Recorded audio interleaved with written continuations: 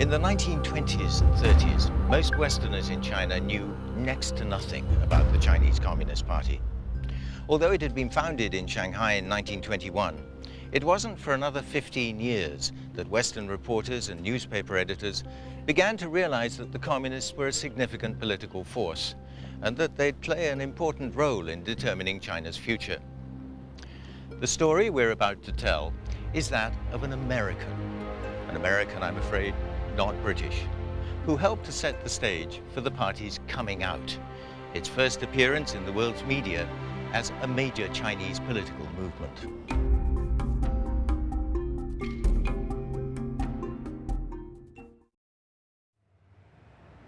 One rainy afternoon in February 1917, a young man named J.B. Powell came to the Astor House Hotel here in Wangpu Road to meet Thomas Millard. They'd both been students at the College of Journalism at the University of Missouri in the United States.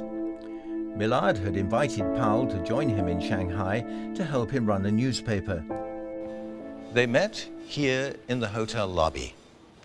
Millard had realized that China had no weekly English-language newspaper dealing with political affairs from an American perspective. Shanghai was full of Westerners from all the major powers. This, he thought, was a niche which was just waiting to be filled.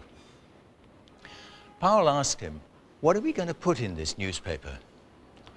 "Anything we damn well please," Millard replied. They called it Millard's Review of the Far East. It was registered in the International Settlement, and later the name was changed to the China Weekly Review. Before long, they had more news than they knew what to do with. In China, Powell said, the pot was constantly boiling over.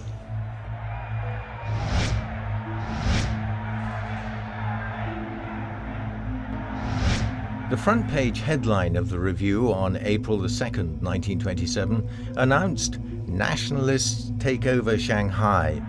The accompanying article described Chiang Kai-shek as playing the central role in the victory of the Northern Expedition. It's pretty well established that the nationalist forces, providing they stick together, are in a position to take power as the real government of China. 3 weeks later, following Chiang Kai-shek's coup on April the 12th, Powell wrote an editorial asking, "Can the nationalists get along without the communists?" He noted that the split between Chiang and the communist-led labor union had stirred up a hornet's nest, and as a result the air was thick with rumors and with charges that Chiang was worse than the warlords who'd preceded him.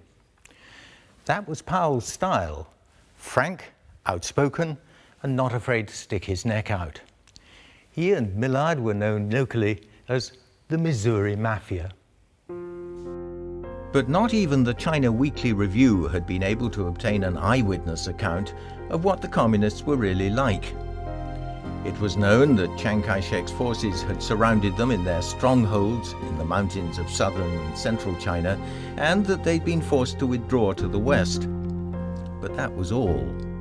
For Powell and his colleague Edgar Snow, who also hailed from Missouri, getting first-hand information about the Red Army became an obsession. Time passed. Powell had been in Shanghai for almost 15 years. He'd come to love the city. But storm clouds were brewing. One day he believed China would face a crisis, threatening its very existence. He felt that when that happened, America could play an important role.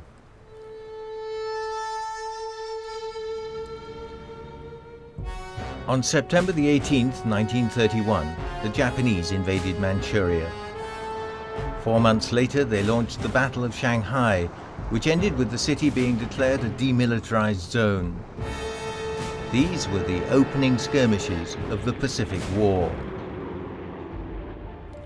Only in the late 1930s did the West begin to understand that the communists and the Chinese nationalists could tie down Japanese forces, relieving the pressure on the Allies from the Axis powers. By then, the West had learned more about the communists and their mysterious leader, Mao Zedong.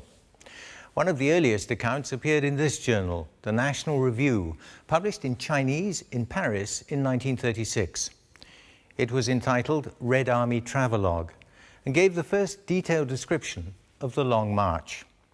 The author was a certain Lien Chun, who turned out to be none other than Chen Yun, who'd been sent from Zunyi to Shanghai to report to the Comintern and had then made his way to Moscow. The article, 30,000 characters long, traced the Red Army's route for 6,000 miles from Jiangxi as far as Luding and the battle on the Dadu River. It was the first full account to appear anywhere of the epic journey which ensured the Red Army's survival and its final victory. Chen Yun's article, important though it was, had a limited readership. 8 months later, Powell's friend Edgar Snow would make Mao and the Red Army known all over the world. In November 1936, Snow's interviews with Mao were published in the China Weekly Review, together with a photograph Snow had taken of Mao wearing a Red Army octagonal cap with a 5-pointed star. For the first time, people could put a face to the man leading the Chinese Revolution.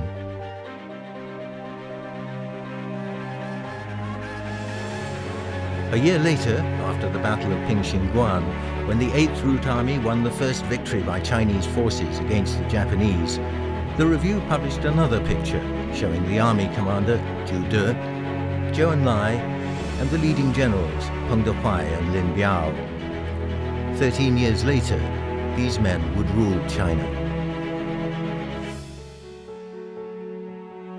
The story of J.B. Powell had a more somber ending. He was strongly opposed to the Japanese, and when they occupied Shanghai, he was arrested, tortured, and imprisoned in a concentration camp. The Weekly Review was closed. By the time he was freed, renewed conflict was brewing between the communists and the nationalists. Powell didn't live to see the communist victory. He died a broken man in New York in 1947.